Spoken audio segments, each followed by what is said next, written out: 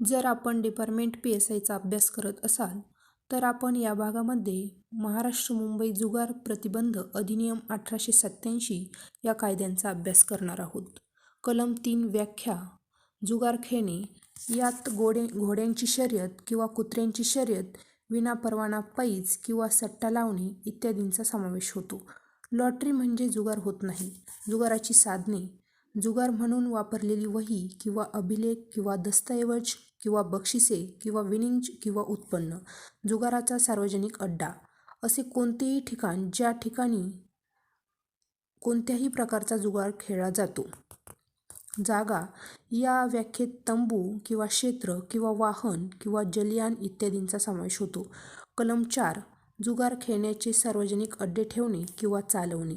शिक्षा. अशा अपराधाबद्दल दोषी ठरविण्यात आल्यास 2 वर्ष कैद व द्रव्यदंड, परंतु अशा व्यक्तीबद्दल पुरेसा पुरावा न मिळाल्यास 1. पहिल्या गुन्ह्याबद्दल कमीत कमी 3 महिने किंवा 500 रुपये दंड. 2. दुसऱ्या गुन्ह्याबद्दल कमीत कमी 6 महिने किंवा 1000 रुपये दंड. नंतरच्या गुन्ह्याबद्दल कमीत कमी 12 महिने किंवा 2000 रुपये दंड. कलम 5 जुगाराच्या सार्वजनिक अड्ड्यात जुगार खेळणे. शिक्षा. अशा अपराधाबद्दल दोषी ठरविण्यात आल्याबद्दल 6 महिने कैद व द्रव्यदंड, परंतु अशा व्यक्तीबद्दल पुरेसा पुरावा न मिळाल्यास पहिल्या गुन्ह्याबद्दल कमीत कमी 1 महिना शिक्षा किंवा 2000 रुपये दंड.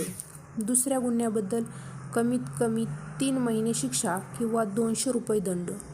नंतरच्या गुन्ह्याबद्दल कमीत कमी 6 महिने शिक्षा किंवा 200 रुपये दंड. कलम 6 जुगार खेळण्याच्या अड्ड्यात पोलीस अधिकाऱ्यांनी प्रवेश करणे, झडती घेणे.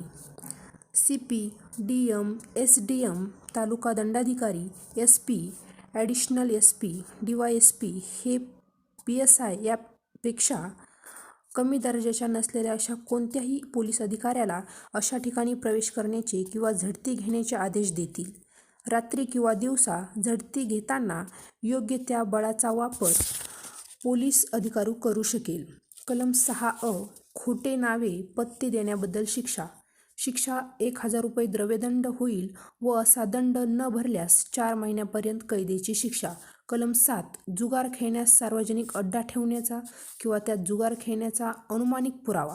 कलम 12A कोणतीही बातमी किंवा माहिती छापणे, प्रसिद्ध करणे किंवा वाटणे याबद्दल वॉरंटशिवाय अटक करण्याचा अधिकार. शिक्षा. कोणत्याही व्यक्तीने या कलमाप्रमाणे गुन्हा केल्यास त्याला या कायद्याच्या कलम 4 प्रमाणे शिक्षा होईल.